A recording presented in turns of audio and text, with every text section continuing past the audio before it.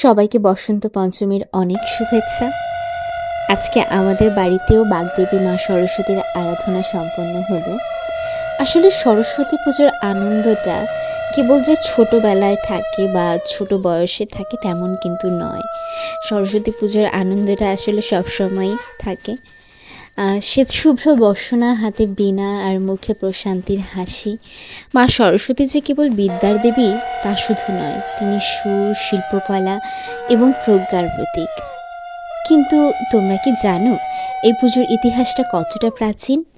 সরস্বতী পুজোর ইতিহাস খুঁজে পাওয়া যায় আমাদের প্রাচীন ধর্মগ্রন্থ ঋগ্বেদে। বৈদিক যুগে সরস্বতী ছিলেন একটি খরস্রোতা নদী। সেই নদীর তীরেই আর্য সভ্যতা বিকশিত হয়েছিল। ঋষিরা লাভ করেছিলেন পরম জ্ঞান, তাই সরস্বতীকে মনে করা হতো পবিত্রতা ও জ্ঞানের উৎস। পুরাণ অনুসারে সৃষ্টির শুরুতে ব্রহ্মা যখন মহাবিশ্ব সৃষ্টি করলেন তখন চারপাশ ছিল নিস্তব্ধ।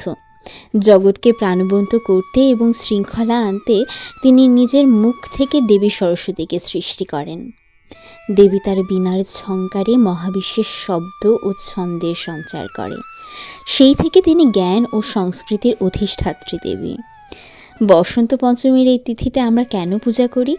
কারণ এটি ঋতুরাজ বসন্তের আগমনী বার্তা বয়ে আনে। প্রকৃতির নতুন রূপের সাথে সাথে মানুষের মনের সকল অন্ধকার দূর করে জ্ঞানের আলো জ্বালানোই এই পূজার মূল উদ্দেশ্য।